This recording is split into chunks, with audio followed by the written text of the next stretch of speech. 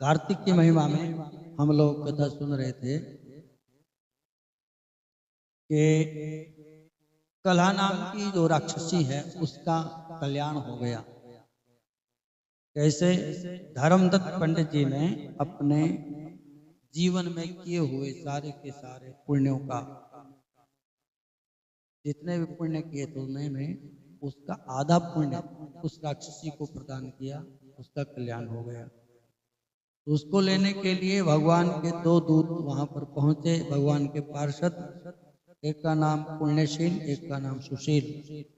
पुण्यशील और सुशील दोनों के चरणों में प्रणाम करते हुए ब्रह्मदत्त ने प्रार्थना की कि आप हमें कार्तिक की महिमा सुनाइए। तो कार्तिक की महिमा वो सुनाते हैं, बड़ी महिमा गाई, और वहां पर एक दृष्टांत देते हैं कि कार्तिक के महीने में जो भगवान का भजन करता है वो सारे यज्ञ, दान, तीर्थ, व्रत इत्यादि से बढ़ करके होता है। तो इसी संदर्भ में हम कथा सुन रहे थे कि एक राजा जिसका नाम है चौल और एक पंडित जी जिसका नाम है विष्णुदास, ये दोनों भगवान का भजन करते हैं। जो चौल नामक राजा है वो अपने सामर्थ्य अनुसार एक राजा को जैसे यज्ञ करने चाहिए उसके अनुसार यज्ञ करने के लिए बैठ गया। ब्राह्मणों से दीक्षित हुआ और ब्राह्मणों को साथ में लेकर के एक संकल्प लेकर के कि जब तक मुझे भगवान के दर्शन नहीं होंगे तब तक मैं इस यज्ञ में लगा रहूंगा। अखंड व्रत लेकर के बैठ गया। उधर वो जो पंडित जी हैं जिनका नाम था विष्णुदास, उन्होंने एक मंदिर की शरण ली। उस मंदिर में रहते हुए भगवान का भजन करते थे। हम कई बार बोलते हैं कि स्थान की बड़ी महिमा होती है।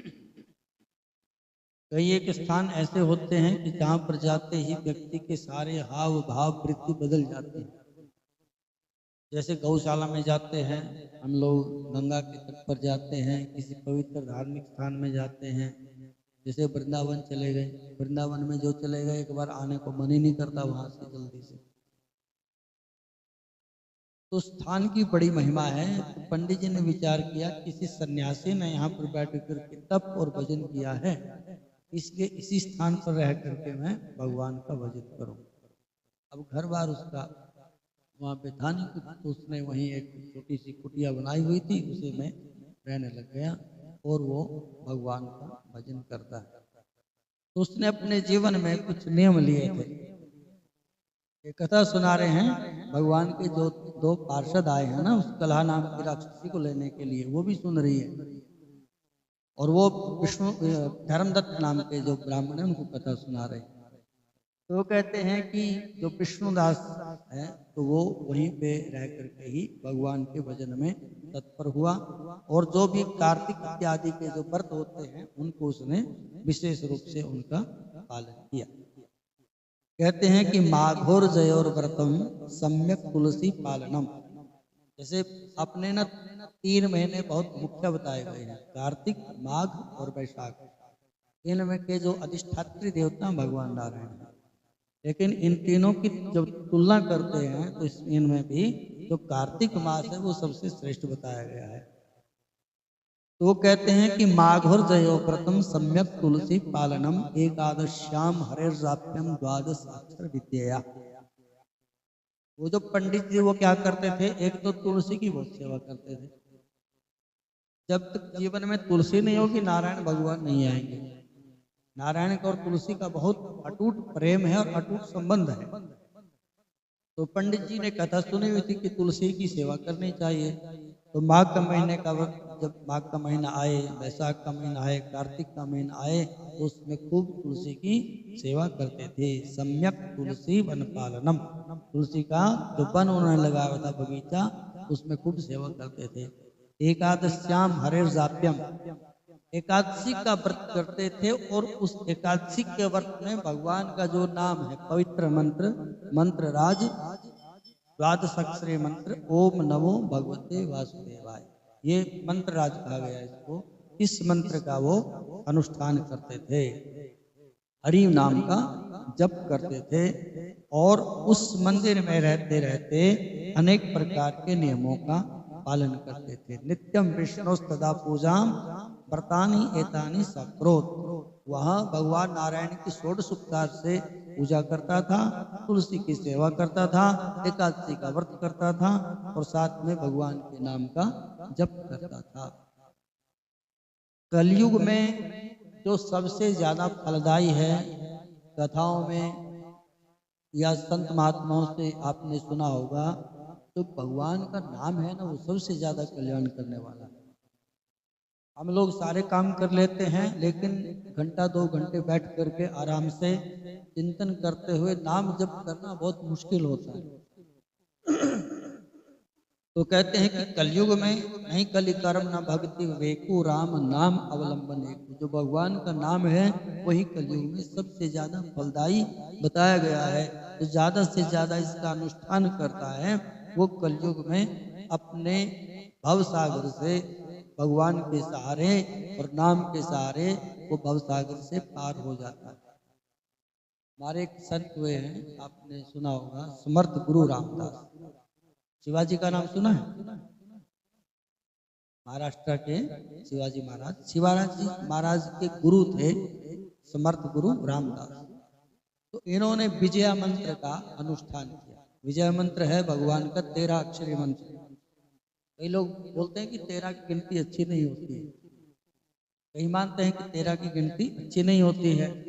चंडीगढ़ में भी 13 सेक्टर पहले नहीं था, अब बन गए, अब बना दिया है।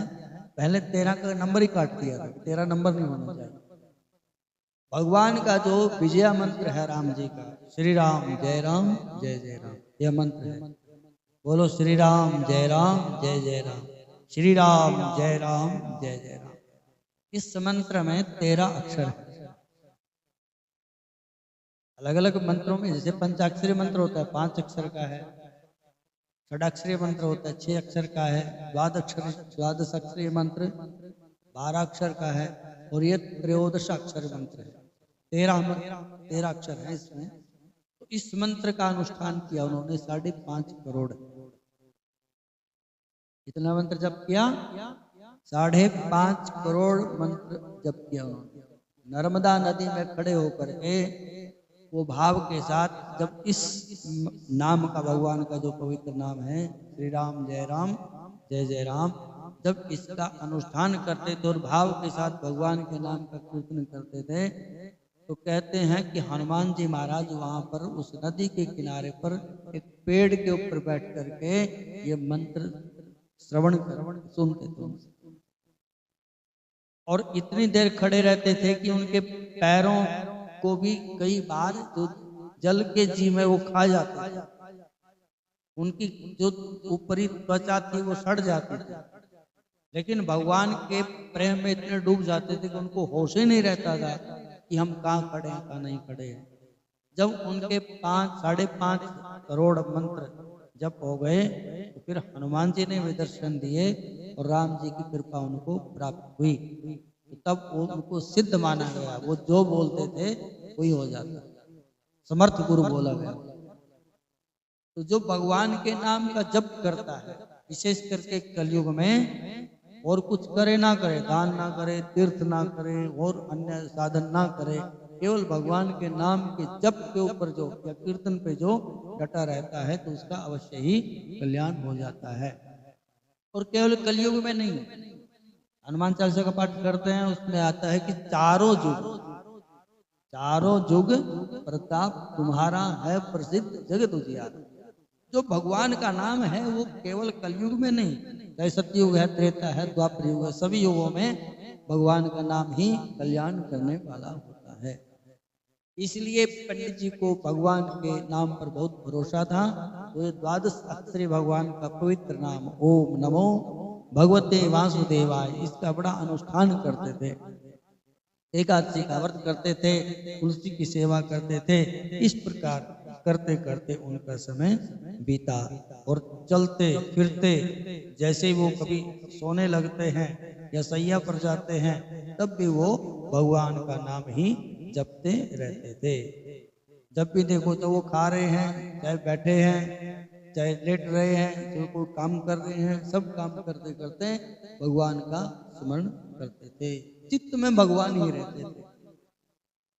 अब चित्त में भगवान कैसे रहते हैं? जैसे आप घर में काम करते हैं, सारे काम करते हैं घर में, अब चित्त में रखना है भगवान को। कैसे? कि हम घर में जो भोजन बनाते हैं, तो अब बन तो रहा घर वालों के लिए, तो वहां पर थोड़ा सा हमने भाव बदलना है कि ये भोजन हम जो बना रहे हैं ये भगवान के लिए बना रहे हैं। बस इतना ही करना है। तो चाबी है ना, चाबी थोड़ी सी घुमानी है। जो जैसे ताला है ना, ताला की चाबी खोलने वाली और बंद करने वाली एक ही होती है। बस उसको चाबी को जो इधर घुमा दिया तो बंद होगी, इधर घुमा दिया तो ताला खुल गया। तो इसी प्रकार से जब हम कोई भी कर्म करते हैं, जब उस कर्म के मध्य में संसार आ जाता है तो हम बंधन में पड़ गए, और उस कर्म के बीच में जब भगवान आ गए तो वो बंधन हमारा खुल जाता है। बस थोड़ी सी बात ये सोचनी है। तो वो जो पंडित जी कोई भी काम करते थे भगवान का समझ करके करते थे। कोई भी काम, मैं जो सो रहा हूं तो समझ लो भगवान की गोद में ही सो रहा हूँ। मैं चलता हूँ तो भगवान की परिक्रमा करता हूँ। मैं कुछ भी भाषण करता हूँ, बोलता हूँ तो भगवान की स्तुति करता हूँ। भगवान शंकराचार्य जी भगवान महादेव के चरणों में जब प्रार्थना करते हैं तो भगवान से यही बोलते हैं कि हे प्रभु, मैं जो भी कर्म करता हूँ, यद यद कर्म करो मी तत् अखिलम संभो तवाराधनम, मैं कुछ भी कर्म करता हूँ वो आपके लिए ही है। तो जब ये व्यक्ति की बुद्धि ऐसी हो जाती है, उसका चिंतन ऐसा हो जाता है, और सब जगह फिर उसकी भगवत दृष्टि हो जाती है। सब में वो भगवान के दर्शन करता है। चाहे कुत्ता है, गधा है, कसाई है, चांडाल है, ब्राह्मण है, कुछ भी है, सब के अंदर उसको भगवान दिखेंगे। उसकी भगवत बुद्धि हो जाती है सबके अंदर। तो इस प्रकार से वह जो श्रेष्ठ ब्राह्मण था वो कई प्रकार से भगवान का भजन करते करते उसमें मंदिर में रहता था। लेकिन जब वो भोजन बना करके रखता था तो सबसे पहले भगवान को भोग लगाता था। जब तक भगवान को भोग नहीं लगाएंगे तब तक हम भोजन प्रसाद नहीं पाएंगे, ऐसा उसने नियम बनाया हुआ था। तो भगवान की भक्ति है, उसमें एक भक्ति का लक्षण ये भी है।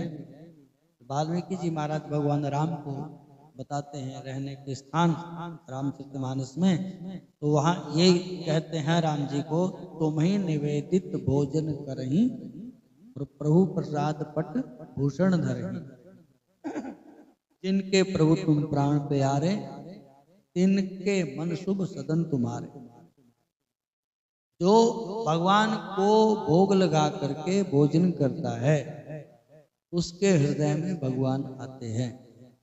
अब ऐसा नहीं सोचना कि भगवान कहाँ खाते हैं, खाते हैं भगवान। भगवान खाते हुए हैं, भगवान सोते हुए हैं, भगवान को भूख भी लगती है, सब कुछ होता है। अगर मानेंगे तो भगवान को सब कुछ लगेगा। तो इन पंडित जी ने नियम बनाया हुआ था कि जब तक हम भगवान को भोग नहीं लगाएंगे ना तब तक भोजन नहीं करेंगे। तो प्रतिदिन का नियम था, एक समय भोजन बनाते और भगवान को भोग लगाते, फिर भोजन प्रसाद पा लेते। एक दिन की बात है कि इन्होंने भोजन बनाया, भोजन बना करके और भगवान को भोग लगा करके रख दिया। फिर थोड़ी देर में प्रसाद पाएंगे तो थोड़ा जप कर लेते हैं। तो कोई विशेष पर्व रहा होगा, जैसे कोई विशेष पर्व होता है तो थोड़ा ज्यादा करना चाहिए भगवान का भजन। एकादशी है तो एकादशी के दिन ज्यादा करना चाहिए, संक्रांति आती है संक्रांति के दिन थोड़ा ज्यादा कर लो, पूर्णमासी आई है तो उसमें थोड़ा ज्यादा कर लो, शिवरात्रि आई है उसमें ज्यादा कर लो, नवरात्रि आए उसमें ज्यादा कर लो। तो जो विशेष पर्व होते हैं उनमें अपने भजन को थोड़ा बहुत बढ़ाना चाहिए। तो कोई विशेष पर्व ऐसा रहा होगा तो पंडित जी ने विचार किया कि थोड़ा भगवान के नाम का जप और कर लेते हैं। व्यक्ति को संतोष नहीं करना चाहिए। कहाँ पे? अध्यने जप दानयो, 3 जगह संतोष नहीं करना चाहिए उसको कि मैंने बहुत दान कर लिया और संतुष्टि हो गई। नहीं, ऐसा नहीं होना चाहिए। उसको ऐसा लगना चाहिए कि अभी बहुत बहुत कम हुआ। इसी प्रकार से जब कोई पढ़ने वाला बच्चा होता है जो अध्ययन करता है, पढ़ता है, तो उसको संतोष नहीं होना चाहिए कि बहुत पढ़ लिए। उसको अंदर से ऐसा लगना चाहिए कि और पढ़ना चाहिए था। और तीसरा है जब जब भगवान के नाम का जप करते हैं तो 5 माला होगी 10 माला होगी ऐसा नहीं, उसको संतोष नहीं होने देगी, ये कम हुआ है और भी होना चाहिए था। तो वो जो पंडित जी थे उनका नियम था जप करने का, लेकिन भोजन प्रसाद बनाने के बाद उनको ऐसा लगा आज कि और भी जप करना चाहिए। जप करने का फल क्या होता है? जप करने का फल है भगवान के दर्शन हो, भगवान में हमारा मन लगे, यही कहें। हम जितने भी सत्कर्म करते हैं यदि हमने उनका फल संसारिक वस्तु मांग ली तो वो कपट धर्म हो गया, फिर तो कपट हो गया ना। वो भजन थोड़ी है भगवान का, वो तो सौदेबाजी है कि रुद्राभिषेक करवा देते हैं, बेटे की शादी हो जाए, ये कर लेते हैं ऐसा हो जाए, ये कर लेते हैं ऐसा हो जाए, उसको कपट धर्म बोला गया है। तो उस वो भगवान फिर वही चीज दे देंगे, बस अपने आप थोड़ी मिलेंगे भगवान। तो हम कोई भी सत्कर्म करते हैं, जप करो, दान करो, तप करो, तीर्थ करो, व्रत करो, कुछ भी, तो उनका एक ही फल होना चाहिए कि हमारा जो मन है वो भगवान के चरणों में लगे, भगवान के साथ हमारा मन लगे और हमारी भक्ति बढ़े, भगवान हमारे जीवन में आवे, ये होना चाहिए। अब आज उनको पंडित जी को क्यों लगा कि मेरे को भजन कर लेना चाहिए? तो भगवान उनको दर्शन देना चाहते थे, तो उनको पंडित जी को लगा कि भजन थोड़ा हुआ, थोड़ा जप और कर लेते हैं। तो बैठ गए चौकड़ी मार करके, और ऐसी चौकड़ी मार करके बैठे। कभी कभी आपके साथ भी ऐसा होता होगा कि जब आप भगवान का कोई पूजा करते हैं, आरती करते हैं, प्रार्थना करते हैं तो मन लग जाता है। हर बार नहीं होता, कभी कभी होता है। कभी कभी भोजन बहुत बढ़िया बन जाता है अपने आप ऑटोमेटिक। उसमें संत कहते हैं कि राग रसोई बागड़ी और कभी कभी बन जाए। कभी कभी ऐसा आपने कभी कपड़े डाले और कपड़े इतने सेट आ गए आपके कि उतारने को मन ही नहीं करता उसका। भोजन कई बार ऐसा बन जाता है कि बस खाते खाते मन ही नहीं भरता, बढ़िया सब्जी बन गई, उधर भी ऐसा हो गया। इसी प्रकार से जब हम भगवान का भजन करते हैं या बैठे हैं अपने मंदिर में या घर में, तो कभी कभी इतना कोई भजन ही आप गाने लगे, कोई भजन गाने लगे तो उसमें इतना मन लग जाता है कि उसको छोड़ने का मन ही नहीं करता। तो संत कहते हैं कि राग रसोई पागड़ी कभी कभी बन जाए। तो ये पंडित जी जब भजन करने के लिए बैठे ना, मंत्र करते थे ओम नमो भगवते वासुदेवाय, ओम नमो भगवते वासुदेवाय, ये इनका मंत्र था। तो इस मंत्र के अनुष्ठान करते थे, जब बैठे तो मन लग गया और भूल गए कि मैंने भोजन बना करके रखा हुआ है, और आंखें बंद होगी, बस मन में भाव आया भगवान के प्रति, भगवान के मन में, भगवान के चरणों में मन चला गया, भूल गए। इतने में कोई चांडाल आया वहां पे और उसको लगी थी भूख, तो उस भोजन को उठा करके चुपचाप दबे पांव आया, चुपचाप भोजन उठाया, वहां से भाग गया। तो भाग गया तो फिर पंडित जी जब भी आंखें खुली हो गई तो देखा कि चलो भोजन भगवान को अर्पित किया, प्रसाद पा लेते हैं। तब उसको वो भोजन नहीं मिला। पंडित जी ने विचार किया कि कहाँ भोजन के चक्कर में पड़ेंगे, चलो आज का दिन ऐसे ही व्रत कर लेते हैं। तो पंडित जी ने उस दिन भोजन नहीं किया, वो व्रत हो गया उनका। देखो दो चीजें होती हैं, एक तो हम कोई काम जानबूझ करके करते हैं, एक अनजाने में होता है। तो भगवान जिसका कल्याण करना चाहते हैं ना,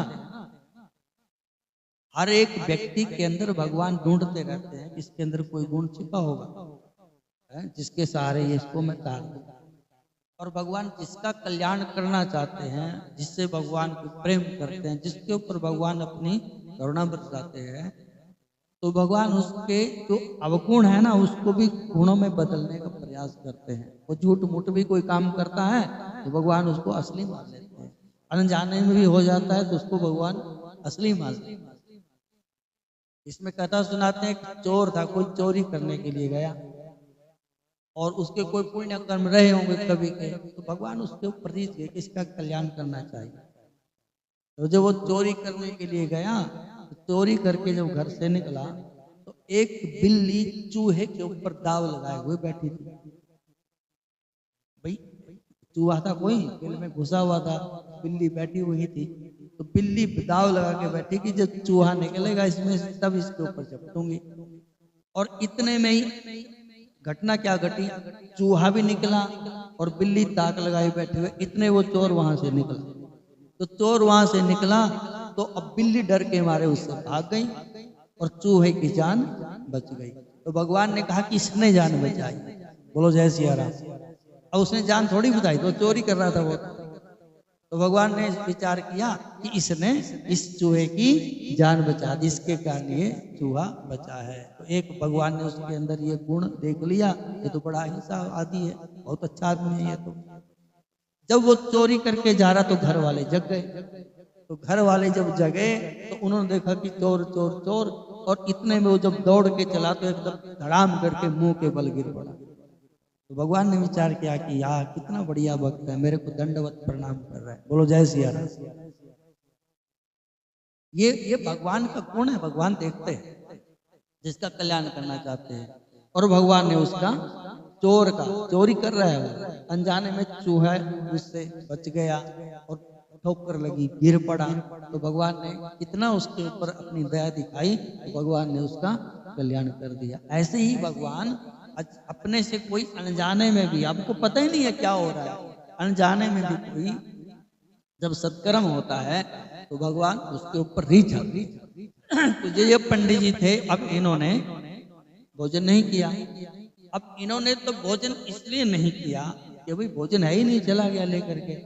लेकिन भगवान ने विचार किया कि इसने आज मेरे नाम का व्रत कर दिया है। जब हम उसकी शिवरात्रि कथा सुनते हैं ना, तो उसमें यही तो कथा है।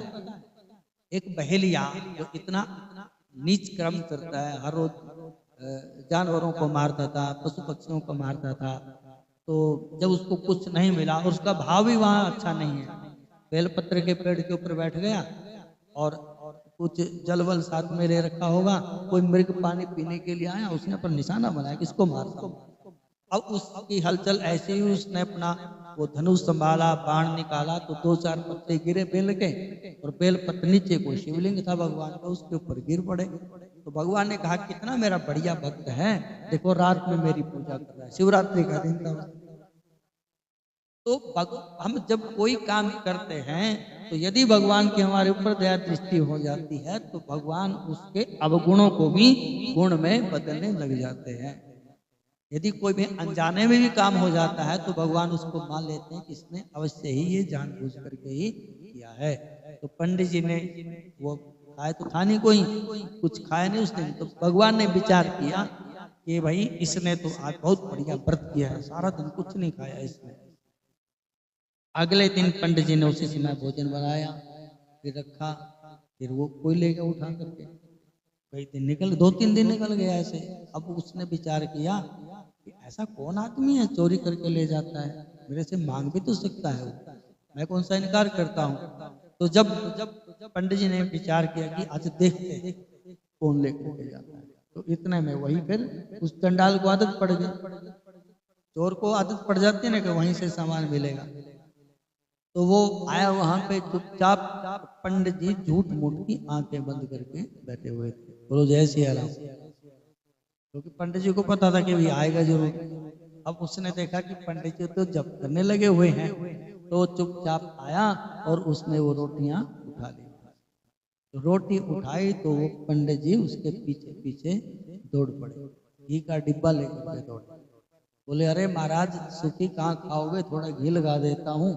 अब उसने चांडाल ने सोचा कि ये तो घी के बहाने मुझे पकड़ लेगा, वो दौड़े वहां से। अब उसका शरीर थोड़ा पतला था, कमजोर था, तो धड़ाम करके वहां पे वो चांडाल गिर पड़ा। फटे पुराने उसने कपड़े पहने हुए, थर थर उसका शरीर कांप रहा था। पंडित जैसे पास पहुंचे तो उसी समय अचेत बेहोश हो गया। तो पंडित जी ने उसके हाथ लगाया, देखा भी कुछ नहीं है, जैसे कैसे उसके पैरों को गरम गरम किया होगा, जो भी उसने अपना उपचार किया। तो इतने में ही उनको थोड़ा सा होश आया, उनकी आंखें खुली, उस चांडाल की आंखें खुली। और जैसे उस चांडाल की आंखें खुली, उस चांडाल के अंदर से ही भगवान नारायण प्रकट हो गए, बोलो जय सिया राम। अब वो भगवान नारायण ही थे जो चांडाल के रूप में आए थे, उनकी परीक्षा ले रहे थे वो। तो भगवान ने उनकी परीक्षा ली और परीक्षा में वो उत्तीर्ण हो गए, पास हो गए। तो भगवान ने कहा कि तुम बहुत अच्छे आदमी हो और तुमने बहुत जप तप किया है यहाँ पर बैठ करके इस मंदिर में, विशेष करके कार्तिक का महीने का सेवन किया और आपने जो तुलसी की सेवा की, एकादशी का व्रत किया, आपके इस व्रत के प्रभाव से हम बहुत प्रसन्न हुए, हम आपको लेने के लिए आए। तो उसी समय नारायण भगवान ने प्रकट होकर के उस ब्राह्मण को अपने हृदय से लगा दिया। ऐसा भगवान बहुत आसान सब कुछ दे देते हैं, लेकिन भगवान का जो परिस्वंग है, जिसको हम आलिंगन बोलते हैं, छाती से लगा लेना, तो ये भगवान बहुत कम करते हैं, किसी किसी के साथ करते हैं जो भगवान को अति प्रिय होता है। तो भगवान ने उसको विष्णुदास को अपने हृदय से लगाया और उसी समय उसको अपने हृदय से लगा करके वहां से चल पड़े, वैकुंठ की यात्रा की भगवान। और जब भगवान उस विष्णुदास को लिए हुए जा रहे थे, तो वो राजा जो यज्ञ करने के लिए बैठा है वहां पे, तो उसने देखा कि यो हो, मैं तो यज्ञ के चक्कर में पड़ रहा, विष्णुदास को तो मेरे से शर्त लगी थी ना, शर्त लगी थी कि भगवान को देखते हैं किसको दर्शन होंगे पहले। तो विष्णुदास को दर्शन हो गए भगवान के, और भगवान स्वयं लेने के लिए आ गए। विष्णुदास को लेकर के भगवान जब जा रहे थे, तो उसी समय उसकी दृष्टि पड़ी और खड़ा हो गया, आवेश में आ गया कि हे नारायण, मेरे से पहले तो ये ब्राह्मण ही अच्छा है, जिसने अपने जीवन में कोई ज्यादा दान नहीं किए, कोई ज्यादा व्रत नहीं किए, तप नहीं किए, कोई यज्ञ नहीं किए, इसलिए मुझसे तो ज्यादा अच्छा यही है, इसको भगवान के दर्शन हुए, इसलिए अब मेरा जीने का कोई औचित्य नहीं है। उसी समय वो खड़े हुए राजा साहब, और खड़े होते ही हवन कुंड में छलांग लगा दी। जैसे ही हवन कुंड में छलांग लगाई, उसी समय हवन कुंड में से भी नारायण भगवान प्रकट हो गए और उस राजा को भी भगवान ने अपने हृदय से लगा दिया। तो दोनों को लेकर के भगवान वैकुंठ की यात्रा की। ये कथा सुनाई है पुण्यशील और सुशील ने। तो वो कहते हैं कि ये कथा किसी और की नहीं है, तो पंडित जी को कथा सुना रहे हैं वो, तो बोले पंडित जी ये कथा किसी और की नहीं है, तो किसकी कथा है? बोले वो हम ही हैं दोनों। तो जो विष्णुदास ब्राह्मण थे वो भगवान के पास पहुंचे, भगवान के पार्षद बने, वो मैं पुण्यशील हूँ। और जो ये दूसरा है सुशील, ये जो राजा था जिसने यज्ञ के द्वारा भगवान का भजन किया, ये इसका नाम है सुशील। हम वही पुण्यशील और सुशील हैं जिन्होंने पूर्व जन्म में भगवान का भजन किया। तो बहुत कार्तिक महीने की सुंदर महिमा पुण्यशील और सुशील ने धर्मदत्त ब्राह्मण को सुनाई। तो धर्मदत्त ब्राह्मण ने उनका धन्यवाद किया और कहा कि यदि आप हमें कुछ और महिमा सुनाना चाहते हैं तो अवश्य सुनाएं, आप बहुत सुंदर आपने कथा सुनाई है। वो कहते हैं कि सुनो, एक कथा और सुनाते हैं वो, तो इससे आगे की जो कथा है वो हम कल सुनेंगे। बोलो जय सिया राम, बोलो नारायण भगवान की जय।